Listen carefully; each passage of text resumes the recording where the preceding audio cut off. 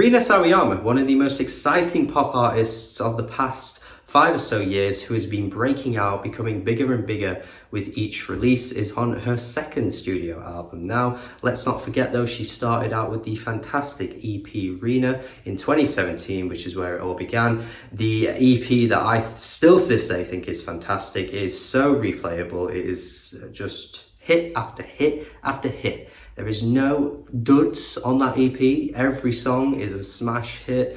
And from that moment, I was just ready to see her blossom and become a huge star, because there was only really that future for her. It was just one of those moments where I was like, there's no way she's not going to be huge. I was passing all her music on to everyone I knew. Everyone I knew seemed to like her. There was just such an exciting aura surrounding her. It was just like waiting for the inevitable. She's gonna be huge, it's gonna happen. And that's kind of been the trajectory for her, really. I mean, her Sawayama album did really well for her. She's only gotten bigger since then. We're on the second studio album now. She's again gaining more and more popularity as time goes on. She was even a huge part of changing the rules for British award ceremonies, particularly the Brits at the time, as there was a rule that didn't allow anyone that wasn't actually born in the UK to ever be nominated for anything in these awards shows. She changed this. She was a huge part of changing it. And now,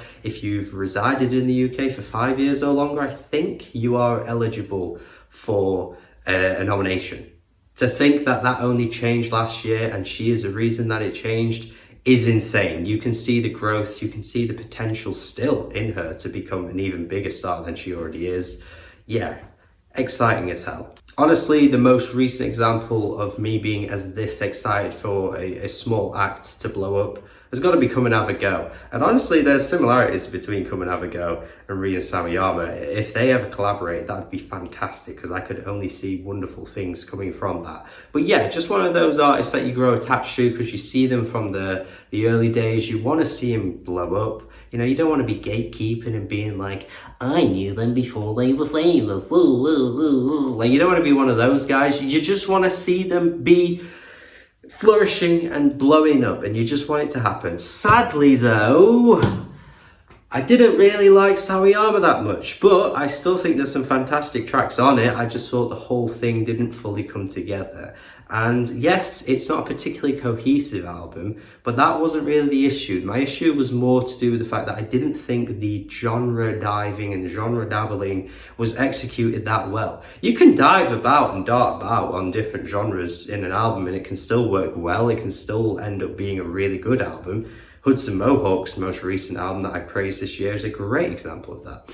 But for me, I just didn't quite feel that Sawayama came together all that well. Some of the tracks like Paradising just didn't really seem executed all that well. I just wasn't feeling it from start to finish, okay? Excess, STFU, great songs, no doubt. And with this album here, Hold the Girl, I think the genre darting around has calmed down a little bit. There is still some variations within the track list, but this time around I don't think she's quite as adventurous with the genre she's jumping in and out of, particularly this time. I don't think that's harsh to say. It's not even a diss towards the album, actually. It's just an observation. I don't think it quite does dive around into different places as much. This album feels much more streamlined. It feels in a lot of ways safer. I don't necessarily think there's anything on this album that really stands out in a way that makes you go, ooh, that feels different and new. It feels very contemporary to kind of modern pop trends, really. And for better or for worse, I honestly think overall I prefer this to Sawayama, which is a weird thing to say because I just don't think anyone out there is going to agree with that. But I genuinely do think it works a little bit better for me as an album. The main, I guess, issue is that some of the tracks just don't really shine through personality-wise in the way that the fantastic lead single This Hell does. That's the only thing I would say that doesn't fully land for me on this album. This track right here is exactly what encapsulates what's so good about Rina. The personality, the charisma just really shines through. It is oozing with so much sass. The way she is singing on this track is so fun. You can't help but feel like you want to sing along to every word, particularly in the verses. Her vocals are so fun in the verses. The friggin' like 80s rock sort of riff coming through, and then there's a solo that sounds straight out of a bloody Guns N' Roses track that comes later on. Honestly, stuff like this makes me really want to praise Rina for the creativity behind her tracks, because we've heard guitar-based tracks from her before. There's even some heavier songs that she's been involved in, like STFU in the past as well. But the fact that she still commits to it and she still incorporates these kinds of things just makes her so separate from the rest of the crowd. You know, not a lot of pop artists in the mainstream currently really are utilizing guitars at all. I mean, I guess it's not trendy, but the fact that she incorporates it in this track particularly so well just gives her such an edge and makes the song feel kind of like something like Lady Gaga might have done way back in the day in her prime years.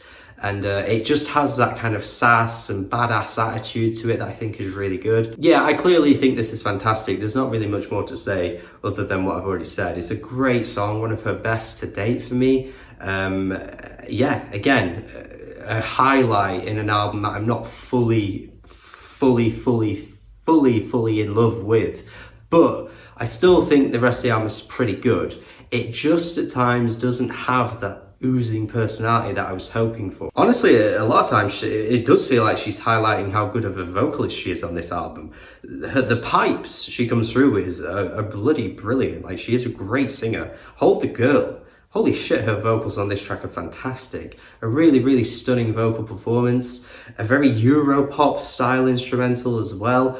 It sounds really good. I don't think that sort of dramatic key change moment was necessary, but I guess it, you know, feeds into the sort of cheesiness of Europop, so maybe that's what she was trying to go for. But overall, I think performance-wise, she sounds really good here. Catch Me in the Air as well. There's a sweetness to her vocals on this one. The delivery is really good. The autumnal feel to the instrumental, it feels very breezy, I guess, sort of Catch Me in the Air. Maybe that's what she's trying to go for as well with that sort of idea. Feels really like hoodie weather type music. Holy is another really good track as well, to be fair, which has this over-the-top dramatic swelling instrumental that is so larger than life. It really achieves greatness with what it's trying to aim for, though, because it just feels so massive and epic. And again, her vocals really sell the hell out of this one. It's really like Dynasty from the last album, but turned up by like 50 times more the dramaticness. Now, this does end up being a bit of a theme for the album, though, as she does shoot for these huge, grandiose, epic moments quite a lot, and it honestly ends up falling a bit flat in places and feels a bit repetitive. I thought Forgiveness was another example of this, where it just ends up sounding really faceless. Like, the personality that Rina Sawayama shone through with on that EP is starting to fade a little bit. Like, where are the big, sassy, charismatic vocals on this album? They're really not there very often. I mean, Forgiveness could be sung by anyone. And again, Rina has a really good voice. I don't want to take that away. But so many other singers have a really good voice. And I've never really been sold too much on someone just having a really good voice. Because when she's hitting some lyrical cliches on this track as well, and the fact that it sounds so tailor-made to some kind of like live performance on I don't know, the X Factor or some shit, it just doesn't really feel like this is what Rina has to offer in her best ways, because she has so much more personality than sounding like this. Hurricanes as well, lyrically, come on man, I don't know where the basic as fuck writing is coming from here, but similarly very X Factor, very Kelly Clarkson circa 2009 or some shit. I just don't know really if this is the style that suits Rina the best, because the fact is that when she first started out, she was pulling all kinds of influences from like 2000s pop music, but it felt unique to her. It didn't feel like generic stale stuff that feels a bit regurgitated and again feels like I'm watching an X Factor performance. And with that grandiose epicness comes a bit of overproduction as well. I would never usually say that to describe something Clarence Clarity would ever do, but some of these tracks do feel a bit over the top and overproduced. I mean, I don't know if it needs that over dramatic swellingness all the time. I think you could just strip it back. Yeah, it's not really doing it for me. Phantom is a good example of that, but at least I think the passion and the emotiveness comes through a little bit more on To Be Alive, which closes out the album. I guess it makes more sense for this one to feel more emotional because it is the closing track, but I don't necessarily feel like I feel that on some of the others throughout this album. Luckily though, it does deviate from this. Your Age, I think, is a really angsty 2000s sort of cut. Feels a bit new metal inspired as well. Again, we do know that Rina is really good at kind of incorporating these heavy sort of guitar moments in her music, and she sells the fuck out of it really well. Honestly sounds a bit like Linkin Park-esque in places, especially with the vocals on this track. And I want to highlight Imagining Man because I feel like Charlie XCX fans are going to go crazy for this one. The hyperpop chorus sounds so good. I was having to check credits to see if there was a feature on this track, but I think it is Rina's voice, and I think it's just being modified and distorted in some kind of way. It sounds so good though. And the two-step beat, you know I like me some two-step. It sounds really, really good. And again, kind of highlights a bit more personality to Rina. You know, this could have been a more of a heavy featured aspect of the album, more so than some of these ballady kind of dramatic tracks that don't really do a lot for me. But you know, they'll do something for someone out there. I just feel like I could get this from anyone, and I just think whereas a track like this, Hell, I could only get from Rina, and that's where this album falls short. It doesn't always play to her strengths. It's more streamlined and it's certainly a more cohesive listen, even with some genre darting around a little bit here and there. But yeah, something's just lost along the way with this album for me. And Jesus Christ, don't get me started on Frankenstein with those like performing arts year 11 sort of written lyrics. I just don't know where she was coming from with these this writing on this song. The song itself sounds really good, which is a shame, but I just can't get with that Frankenstein whole thing, man. It just doesn't work. So yeah, maybe being a bit harsh in some places on this review, because overall I'm generally positive towards this album. As much as I don't necessarily think the over-the-top dramatic moments are necessary for as many as there are on this album, they don't sound bad. Like, you know, Holy sounds great. Hold the Girl sounds great. Some of the other tracks that I'm not the biggest fan of, even Hurricanes, it sounds okay. I'm just not particularly on board with how, you know, over the top it feels. And I think generally the album is done well. It's just losing a bit of the face for me. Like, it feels faceless at times. It doesn't feel like the identity of Rina is fully there from start to finish, but the general sound of the album is pretty good, and there are some really, really strong highlights. But ultimately, is this what is to be expected of a pop star? You know, pop albums can often be like this. I've listened to many a pop album over the years. I've reviewed many pop albums since I started this channel as well.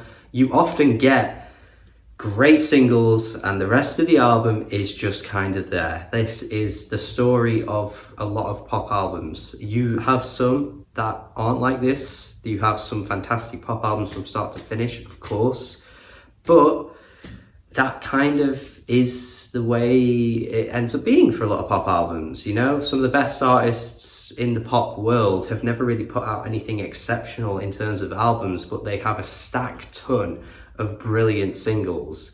And Rina has become a pop star now. And I think maybe this is just kind of the direction for me as a listener of her music. Am I going to love any albums going forward? I don't know. Am I going to love singles going forward? I mean, I can almost certainly say yes, I will. But in terms of full bodies of work, maybe this is just the sad reality of what happens to pop stars. I don't know. I don't want to write her off. I don't want to say that things aren't going to be great going forward, because they can be. There's still ridiculous levels of potential with Rina to be even bigger and even better. There really is. But in terms of what I tend to come across with pop albums, this is kind of the usual route. So I don't know, maybe this is just what is to be expected. I'm still going to go 6 out of 10 though. I think it's pretty good overall. It's just the potential of what it could have been with some of these fantastic tracks isn't executed from start to finish in the ways that I was hoping it would be. But it's a pretty good album. It's pretty okay. I still think she is an artist to be looking out for in the future, because I think there's so much potential for great things for Rina. And yeah, that's pretty much my review. Thank you for watching as always. Please let me know your thoughts in the comments. Please tell me your please subscribe if you haven't already. Have a good day. Listen to Rina Sawayama, of course, and goodbye.